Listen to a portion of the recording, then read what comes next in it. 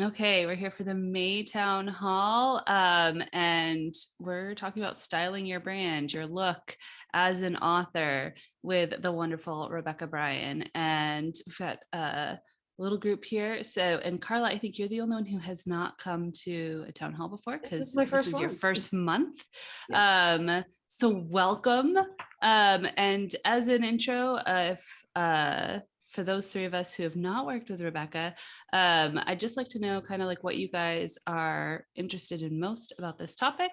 For me, it's the idea of like having a uniform that fits my brand that I don't have to think about. I'm really interested in that.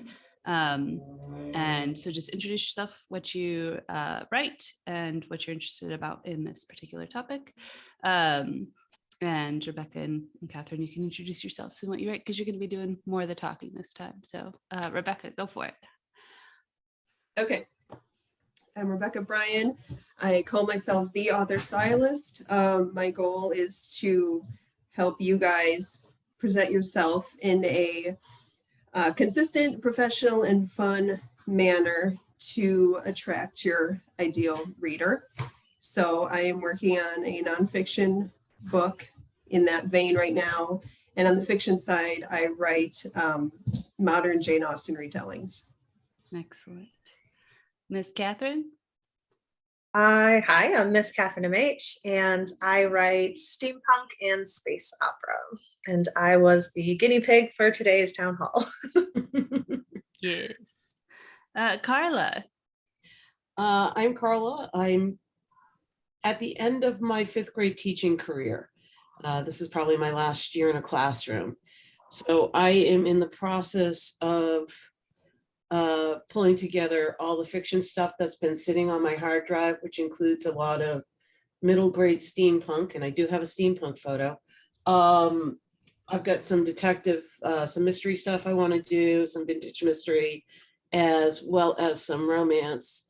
And on the nonfiction side, I'm working on some how to, actually I was going to write a memoir called Ghost of Garden Pass, How to Fail at Gardening. And because I have a community garden that we don't talk about the ghosts. And I'm also currently working on a how-to book from some of the things I do to organize my kids with executive function in the classroom that I think would be an excellent guide for both parents and students. Wonderful. And this is data. Hi, Dave. And Roland. I'm Roland Denzel, and I'm a health and fitness coach and author. And I also I'm working on a book for authors.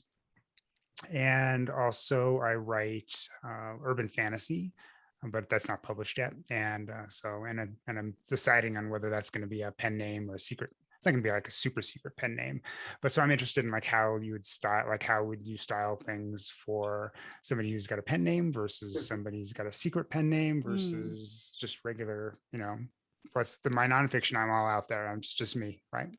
Yeah. So, and also like how much, like I've always just tried to be like myself and be like honest about myself. And I do, try to put on a better shirt sometimes, like not today. And I don't think Britney Spears is my brand, but you never know. Excellent. All right, Rebecca, I'm going to hand things over to you. Okay, well, first of all, thank you guys for coming, and for everyone who's watching me on the replay, thank you for watching the replay. I first of all want to say I am not here to change any of you guys. I'm not here to like give you a complete makeover or put you in a lot of fashion or current trends, unless that's what you want from me. But I am here to help you look like the best version of yourself, kind of like Roland said. So I'm going to attempt to share my screen. If I can figure that out. Am I able to do that? Go towards the bottom of the screen and you should see a share screen in green button. Yeah, I did enable it for you. It's bright green. And okay, to be... Yeah, and then you click on it and it should pop up all of your windows. to be fair, I'm recovering from COVID. So if I see I'm a little foggy, that's why. And I'm using that as an excuse. All right. And I'm not even on the first thing.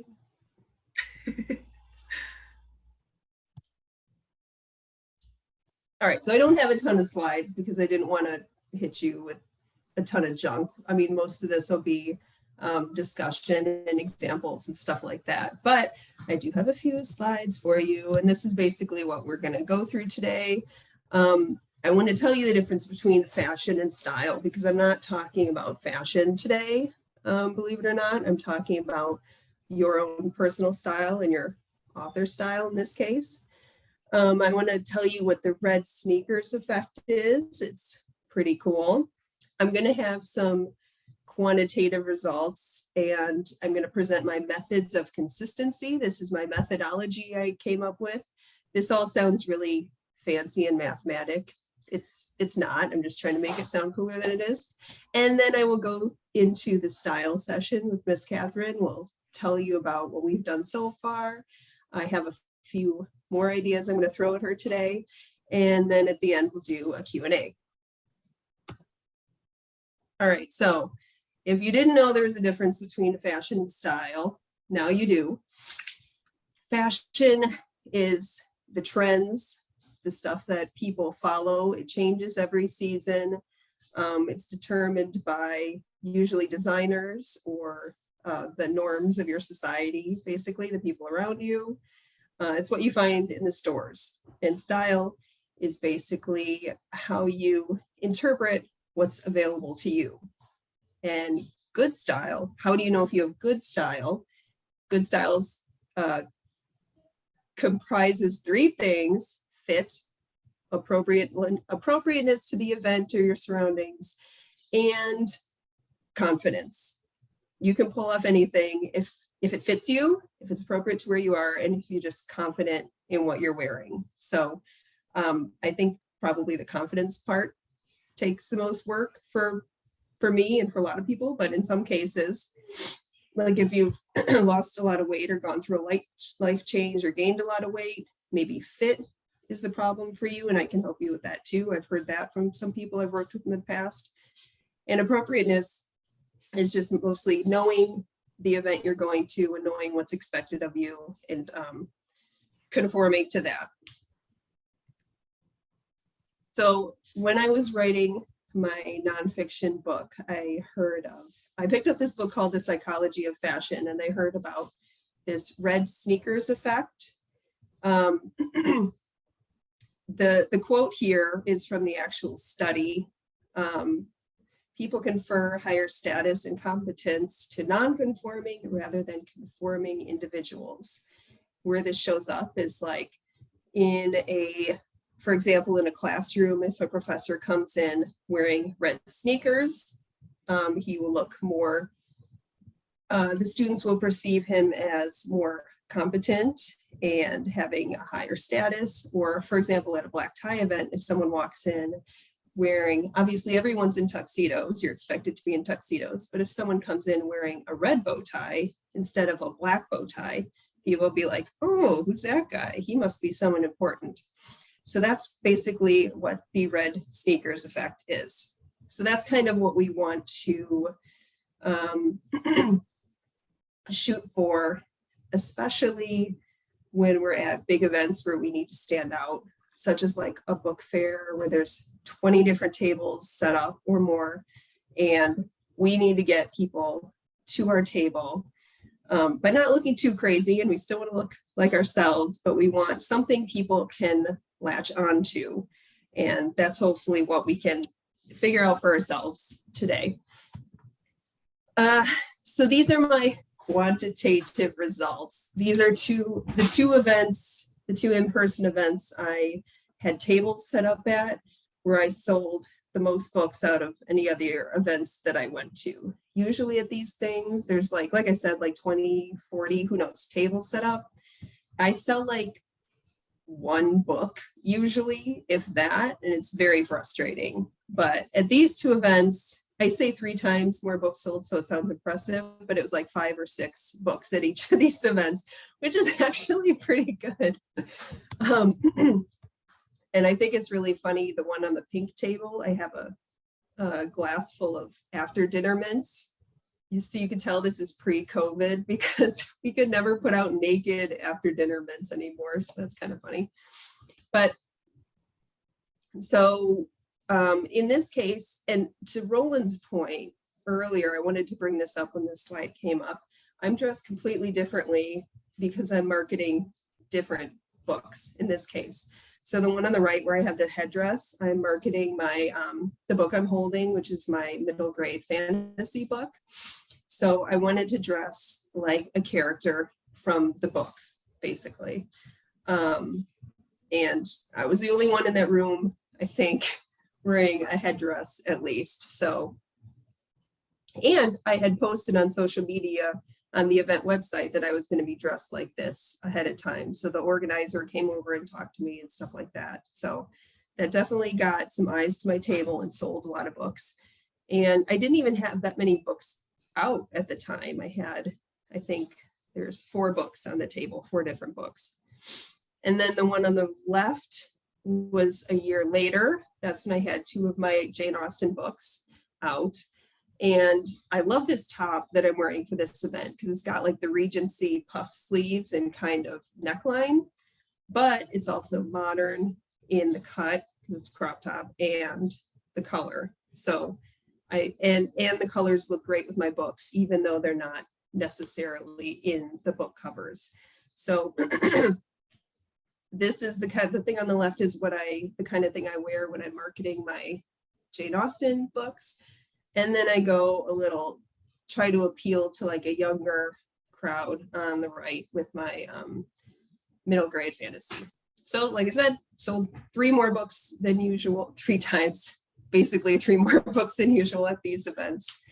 And so it works. And the one on the left, by the way, I was in like the back of the room. So the entrance is on the far side. So people had to get all the way to the back, which was by the food table. So that helped.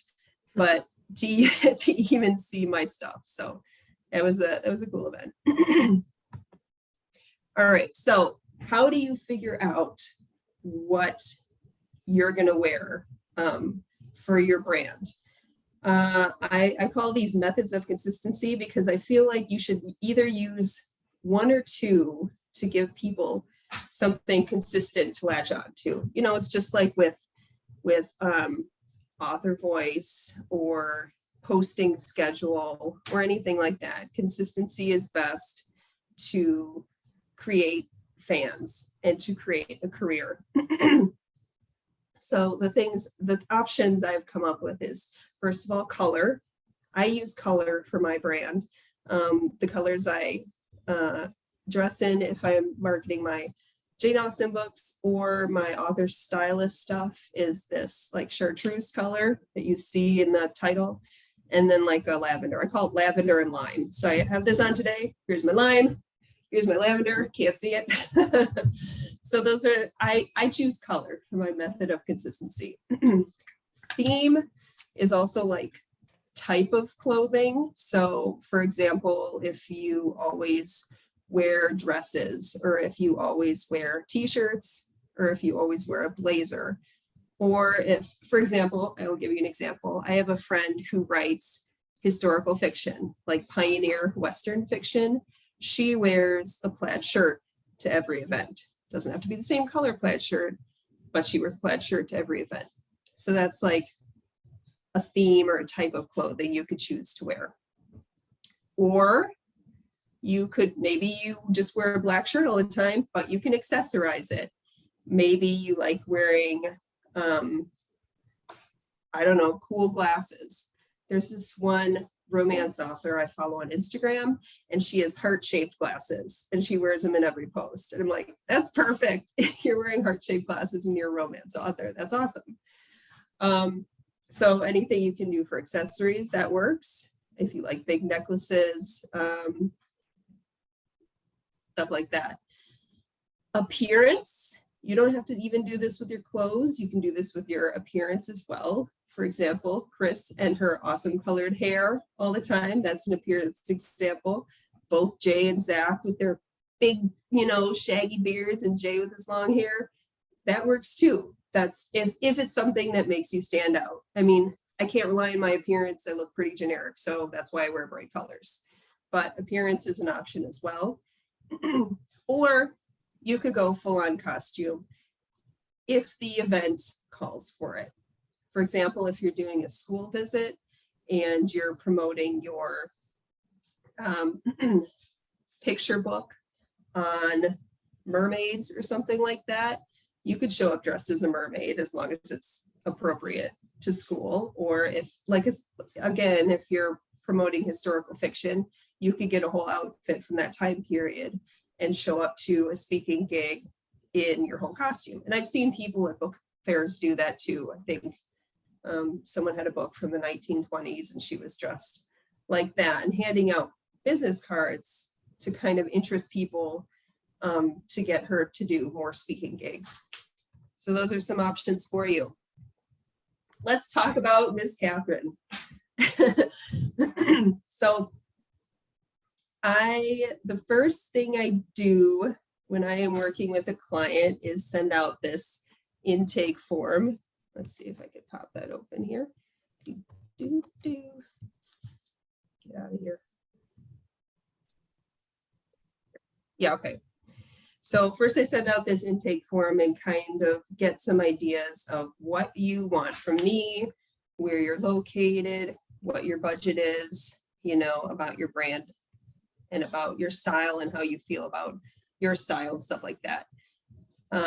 So it's not too long of a form. So Catherine filled that out. And then we had a Zoom call to kind of, in this case, go through her wardrobe and see what worked and what didn't on her now, because she was trying to downsize for a future move. So one of the things she showed me is she has these awesome wrap skirts that she's wearing in each one of these pictures, and she's wearing today. So that's definitely something I wanted to work into her style. And she writes, like she said, steampunk and space opera. I don't know why I couldn't think of the word. So a lot of times she likes to wear like Victorian lace style shirts more in the winter, because that'd get kind of hot in the summer sometimes. But mostly it's skirts like this that you can dress up with accessories and stuff like that. So Catherine, do you have anything to add to that? How is your move going, by the way? Did you find a place? No, I haven't found a place. Okay. That seems to be the theme of my move. I haven't been able to find anything yet. But so I guess my family growing up, so I'm the middle girl, but my mom and my sisters are very fashion forward people. They are, the latest fashion is what they must have. And I like to be able to reuse stuff and make sure that I'm not following the fast fashion. So pants for me, I go through them really fast and they're ripping and, shredding all the time. Skirts and dresses, I take better care of. So when we were talking, I really wanted to get back into wearing more skirts and more dresses because it's environmentally friendly, and that was more important to me. Yeah, so the focus, depending on your needs and what you want, obviously the focus here was not to buy a bunch of cheap crap. That is not, no, that is not her value. That is not what we were going to do. So focus is to work with what Miss Catherine had and maybe work in some new pieces if we could buy them, secondhand or ethically and stuff like that. So I did do a little, before I get into that, when we did the Zoom call, I also, which is something I like to do, start with making a Pinterest board with what I thought would fit her brand. And I have gotten some feedback on that. So, and then she told me like what she resonated with, what she didn't so much. I tried to work in some camo Rebecca, are the slides pieces. supposed to be changing? Because I just see the one with Uh-oh. the 4 pictures. Oh, yeah. Okay. We're You still don't on see, slide 7. We're on styling Miss Catherine still. do you know? Okay. I wonder if it only, I know that sometimes people have trouble when they're in the full screen version. If you escape out of the full screen version, I wonder if it'll update for us. But also, like if you shared your screen and you shared a specific application screen, it'll be stuck on that Oh, versus let me sharing your desktop or your whole screen. whatever okay, you let me stop share and let me try it again because maybe I shared the wrong thing then. Yeah, that's totally what I did. Okay, you're right, Roland. Okay. Good catch. All right. So now do you see Pinterest? Yes. Hooray. Okay. So you probably didn't see the intake form I was jabbering on about, hey? Did not see that yet. Cool, that's this. Yeah, it's just a Google form where you talk about your brand, your style, new, and what I can do for you. Moving on. So after you fill that out, and I have an idea of you, then I tried to go into Pinterest and find some things that maybe would resonate her, including some camo in case she wanted to go to an author life event in the future. But as you can see, it's a lot of Victorian kind of style. That's the stuff she likes. Mhm. And then got her feedback on that.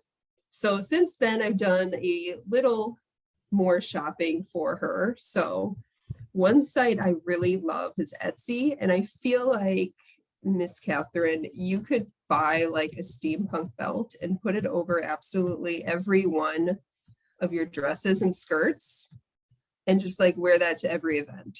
So That would be awesome. yeah, so that's a possibility for you. And Etsy, if you can get an independent seller, at least you're supporting someone's small business then. So that's kind of cool. So that's one suggestion I would have. And then another suggestion I had is to look at Poshmark. You said you hadn't heard of Poshmark before. Yeah. But it's basically just an online thrift store with people trying to sell their old clothes. So it's like eBay, but just for, I guess they do have electronics and stuff on here too, but it's mostly for clothes. So I just typed in search for Victorian lace top and some really cute stuff came up. I didn't filter by size. Obviously that's something you'd have to do too, but obviously some of this stuff is hit or miss, but that almost looks like something. Yeah. I mean, it's a small and it's $133, so maybe not this specifically, but but anyway, yeah, Poshmark, I would definitely recommend checking that out. Obviously, you don't want to buy a lot of stuff because you're moving, but maybe working stuff in once you've moved and stuff like that. And oh gosh, I'm talking really fast. It's 11:30. Do you remember what you challenged me with or what you wanted to find last time we talked? I think it was the secret pants. It was the secret pants. The funny thing is I couldn't remember what you called it. So I'm like, oh, I remember what I know it as, but I couldn't remember what she called it. So I don't even think that's the proper name for it either. I don't think it is either. I think it's like, they were kind of like, I think on the Pinterest board. They're like, they were. Right. They're like this bicycle skirt or something like that. Yeah, they look like a skirt, but they're actually pants. Right, like a split skirt. So yeah, it looks So like they're a skirt secretly in the front. pants. Yeah, Yeah. they're Okay. secretly pants. There's like a panel in the front that makes it a skirt, but they're really pants so you can ride a bicycle. And you said you ride your bicycle a lot. So this would be It's a my helpful mode of thing. transportation. Right. So it would help to have some secret pants. I did a search on eBay and I think I might have found some secret pants for you. I don't know. I hope this listing still exists. Oh yeah. Yeah, those are. And okay, this jacket's a little weird, but I think the secret pants are a thing and it's a little expensive. Maybe you could make an offer and say, I just want the pants. I was going to say, if you sew or you know someone who sews, folkwear patterns should have a Victorian cycling pants skirt. That would be Because they do Yeah. vintage, they used to do vintage patterns and you can still find them, but they did have one. And that way someone could adjust it exactly to how you want it into your size. Mhm. It looks like these are cotton. The waist is 30 inches, so I don't know. I figured that might get close, but anyway, sneaker pants. Yeah, those have been hard to find. Yeah, I bet. I think sewing is probably your best bet. Can't be too hard. Anyway, I went through that way too fast. So what question? Wait, do I have any more slides? I think it's just my question slide.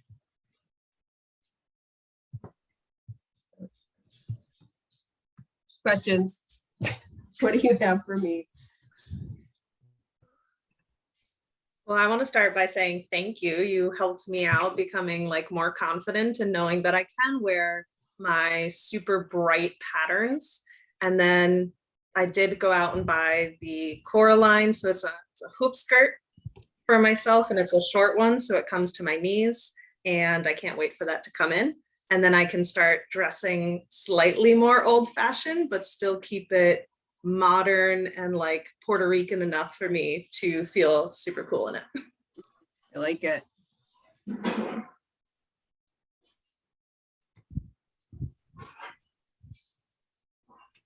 I'm looking forward to, like, I actually have a pair of red sneakers.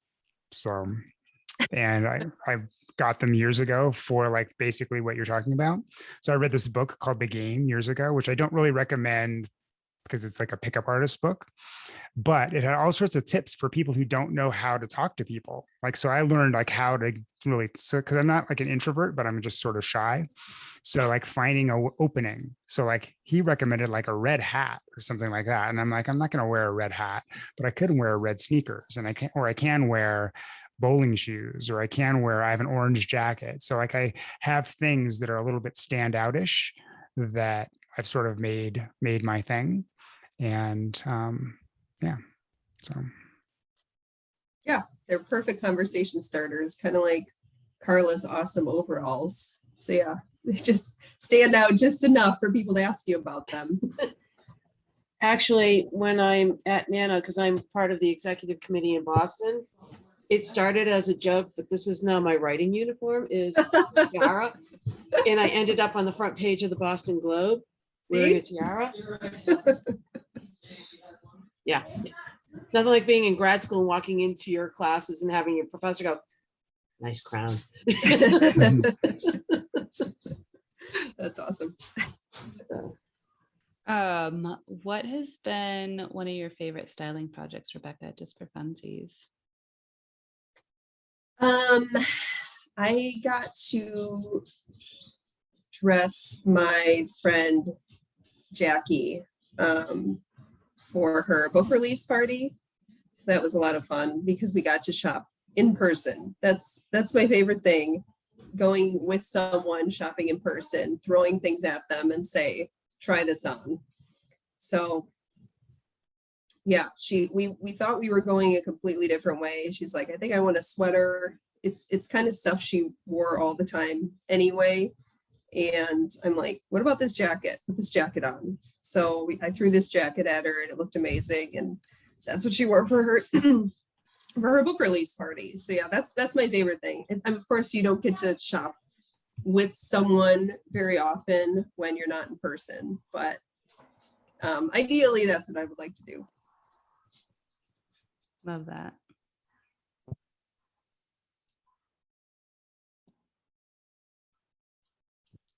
What about like when you have a pen name? So like you do, you're saying you did the middle grade fiction and you have the modern Jane Austen stuff and you dress differently for both. Do you also do your author photos differently? How do you have any crossovers there? Yeah, those are two completely different names too. The middle grade is actually my maiden name. So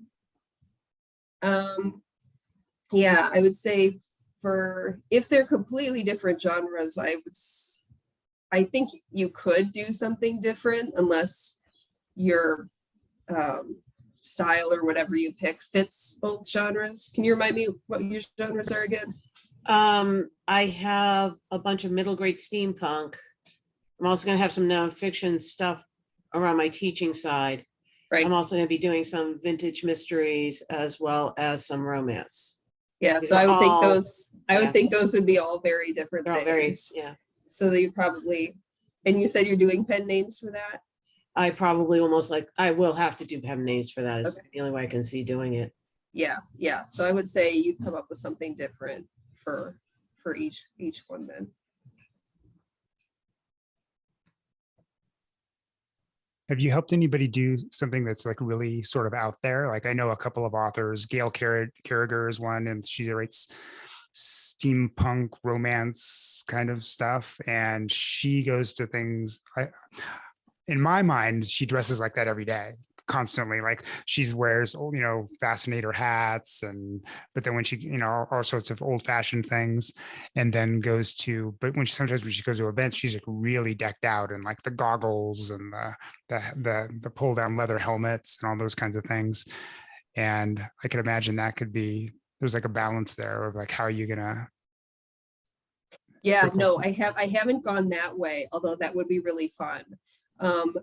I did help one writer who is going to TeslaCon. She had a table set up at TeslaCon, and I kind of went the other way. I figured I helped her do steampunk light for that one for her first day. So she had like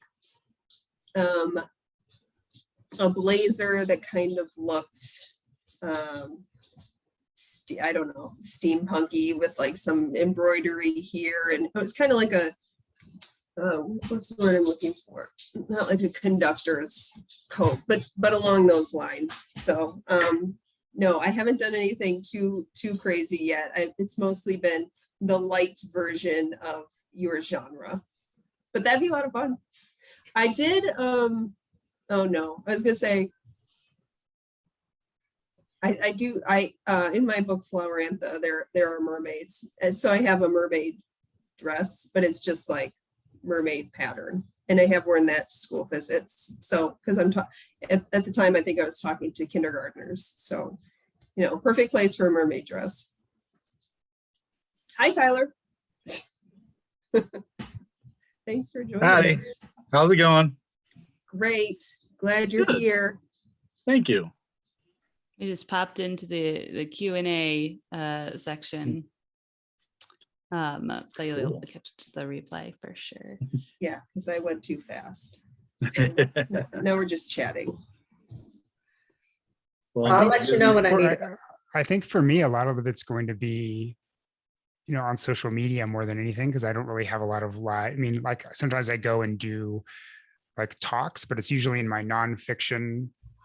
So like if I go and do a health and fitness thing, it depends. Am I talking to personal trainers? Then I might dress up a little bit more. If I'm talking to, normals, then I dress up in a way that's like a little bit more casual, but like try to have something that stands out.